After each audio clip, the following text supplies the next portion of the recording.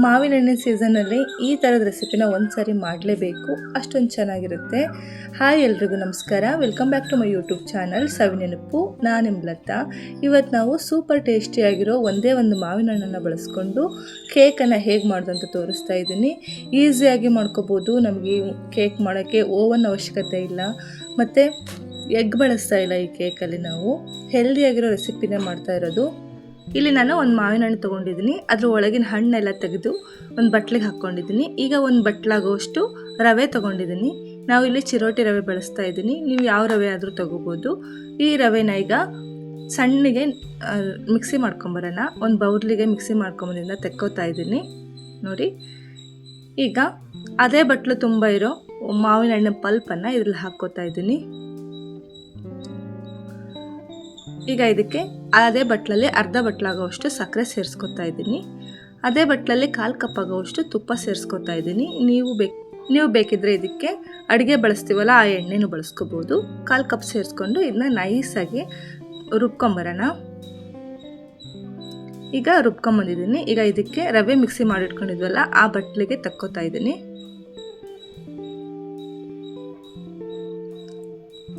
ಚೆನ್ನಾಗಿ ಒಂದು ಸ್ಪೂನ್ ತಗೊಂಡು ಕಲಿಸ್ಕೊತಾ ಇದ್ದೀನಿ. ರವೆ ಮತ್ತು ಮಾವಿನ ಹಣ್ಣಿನ ಪೇಸ್ಟನ್ನು ಚೆನ್ನಾಗಿ ಕಲಿಸ್ಕೊತಾ ಇದ್ದೀನಿ. ಇದಕ್ಕೆ ನಾನಿಲ್ಲಿ ಅರ್ಧ ಕಪ್ ಹಾಲನ್ನು ಬಳಸ್ತಾ ಇದ್ದೀನಿ. ಇಲ್ಲಿ ಈಗ ಅದೇ ಬಟ್ಲಲ್ಲಿ ಅರ್ಧ ಬಟ್ಲ ಅಷ್ಟು ಹಾಲನ್ನು ತಗೊಂಡು ರೂಮ್ ಟೆಂಪ್ರೇಚರಲ್ಲಿ ಕಾಯಿಸಿ ಆರಿಸಿರೋ ಹಾಲನ್ನು ತಗೊಂಡಿದ್ದೀನಿ. ಈಗ ಇದಕ್ಕೆ ಹಾಲು ಸೇರಿಸ್ಕೊತಾ ಇದ್ದೀನಿ. ಅರ್ಧ ಬಟ್ಲಾಗುವಷ್ಟು ಹಾಲನ್ನು ಸೇರಿಸ್ಕೊಂಡು ಚೆನ್ನಾಗಿ ಕಲಿಸ್ಕೊತಾ ಇದ್ದೀನಿ.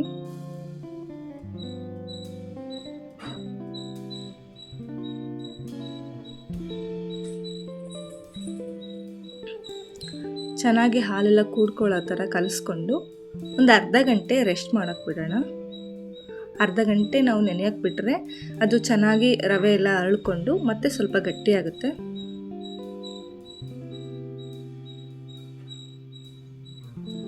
ಚೆನ್ನಾಗಿ ಕಲಿಸ್ಕೋಬೇಕು. ಈ ಥರ ಒಂದೇ ಡೈರೆಕ್ಷನಲ್ಲಿ ಕಲಿಸ್ಕೋಬೇಕು ನೋಡಿ, ಈ ಥರ. ಈಗ ಇದನ್ನ ಒಂದು ಅರ್ಧ ಗಂಟೆ ನೆನೆಯಕ್ಕೆ ಬಿಡೋಣ.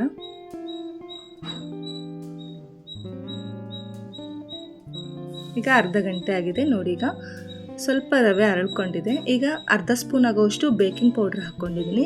ಅರ್ಧ ಸ್ಪೂನ್ ಆಗೋವಷ್ಟು ಬೇಕಿಂಗ್ ಸೋಡಾ ಸೇರಿಸ್ಕೊತಾ ಇದ್ದೀನಿ, ಅಡುಗೆ ಸೋಡಾ. ಈಗ ಇದನ್ನು ಮತ್ತೊಂದು 1/4 ಕಪ್ ಆಗೋವಷ್ಟು ಹಾಲನ್ನು ಬಳಸ್ಕೊಂಡು ಚೆನ್ನಾಗಿ ಕಲಿಸ್ಕೊತಾ ಇದ್ದೀನಿ.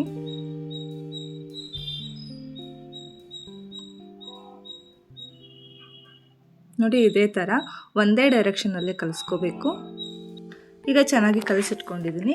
ಇಲ್ಲಿ ಒಂದು ಸಿಲ್ವರ್ ಪಾತ್ರೆಗೆ ನಾವು ಯಾವ ಪಾತ್ರೆಯಲ್ಲಿ ಕೇಕ್ ಮಾಡ್ತಿದ್ವೋ ಆ ಪಾತ್ರೆಗೆ ಎಣ್ಣೆ ಸೋರ್ಕೊಂಡು ಮೈದಾ ಹಿಟ್ಟನ್ನು ಸ್ಪ್ರೆಡ್ ಮಾಡ್ಕೊಂಡಿದ್ದೀನಿ. ಈಗ ಇದಕ್ಕೆ ಕಲಿಸಿಟ್ಕೊಂಡಿರೋ ಮಿಕ್ಸ್ಚರ್ನ ಹಾಕ್ಕೋತಾ ಇದ್ದೀನಿ.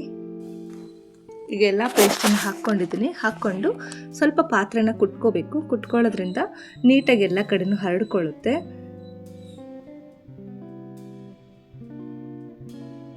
ಈಗ ಇದಕ್ಕೆ ನಾವು ಮೇಲೆ ಗಾರ್ನಿಷ್ ಮಾಡೋಕ್ಕೋಸ್ಕರ ನಾನಿಲ್ಲಿ ಬಾದಾಮಿನ ಹಾಕ್ಕೋತಾ ಇದ್ದೀನಿ. ಬಾದಾಮಿನ ಕಟ್ ಮಾಡಿಕೊಂಡು, ನೀವು ಬೇಕಿದ್ರೆ ಪಿಸ್ತಾ ಇದ್ದರೆ ಪಿಸ್ತಾನು ಹಾಕ್ಕೋಬೋದು.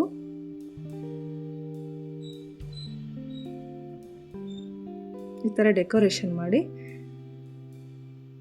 ಇಟ್ಕೋತಾ ಇದ್ದೀನಿ. ಇಲ್ಲಿ ನಾನು ಒಂದು 5 ನಿಮಿಷ ಆಗಿತ್ತು. ಒಂದು ಕುಕ್ಕರನ್ನು ಗ್ಯಾಸ್ ಮೇಲೆ ಪ್ರೀ ಹೀಟ್ ಮಾಡೋಕ್ಕಿಟ್ಟಿದ್ದೆ. ಸ್ವಲ್ಪ ಕಾಯಿಸ್ಕೊತಾ ಇದ್ದೀನಿ. ಒಂದು 5 ನಿಮಿಷ ಕುಕ್ಕರ್ ಕಾಯಕ್ಕೆ ಬಿಟ್ಟಿದ್ದೆ. ಒಂದು ಮೇಲೆ ತಟ್ಟೆ ಮುಚ್ಚಿ ನೋಡಿ, ಈಗ ಬಿಸಿ ಆಗಿದೆ. ಇದಕ್ಕೆ ಒಂದು ಸ್ಟ್ಯಾಂಡ್ ಇಟ್ಕೊತಿದ್ದೀನಿ. ಕುಕ್ಕರ್ ಮೇಲೆ ಸ್ಟ್ಯಾಂಡ್ ಇಟ್ಕೊಂಡು ಈ ಹಿಟ್ಟಿನ ಪಾತ್ರೆನ ಹಾಕ್ಕೋತಾ ಇದ್ದೀನಿ. ಹಾಕ್ಕೊಂಡು ಮೇಲೆ ಮತ್ತೆ ತಟ್ಟೆ ಮುಚ್ಚಿ ಲೋ ಟು ಮೀಡಿಯಮ್ ಫ್ಲೇಮಲ್ಲಿ ಒಂದು 30ರಿಂದ 35 ನಿಮಿಷ ಬೇಯಿಸ್ಕೊತಾ ಇದ್ದೀನಿ. ಸ್ವಲ್ಪ ಮಧ್ಯೆ ಆವಾಗವಾಗ ತೆಕ್ಕೊಂಡು ನೋಡ್ಕೊತೀರಿ ನೋಡಿ ಈಗ ಆಗಿದೆ. ಇಲ್ಲಿ ನಾವು ಮಧ್ಯದ ಕಡೆ ಬೆಂದಿರಲ್ಲ, ಅದಕ್ಕೆ ಒಂದು ಸ್ಪೂನ್ ತಗೊಂಡು ಅದ್ದಿ ನೋಡಬೇಕು. ಅದು ಸ್ಪೂನಿಗೆ ಚೂರು ಹತ್ಕೊಳ್ಳಿಲ್ಲ ಅಂದರೆ ನಮ್ಮ ಕೇಕ್ ಆಲ್ರೆಡಿ ಎಲ್ಲ ಚೆನ್ನಾಗಿ ಎಲ್ಲ ಕಡೆ ಬೆಂದಿದೆ ಅಂತ. ನೋಡಿ ಈಗ ನಮ್ಮ ಕೇಕು ಸಖತ್ತಾಗಿ ಬೆಂದಿದೆ. ಈಗ ಇದನ್ನು ನಾನು ಒಂದು ತಟ್ಟೆ ತೆಗೆದಿಟ್ಕೊಂಡಿದ್ದೀನಿ. ನೋಡಿ ಯಾವ ಥರ ಸ್ಪಾಂಜಿಯಾಗಿ ಬಂದಿದೆ. ಕಟ್ ಮಾಡಿ ತೋರಿಸ್ತೀನಿ ನೋಡಿ ಈಗ.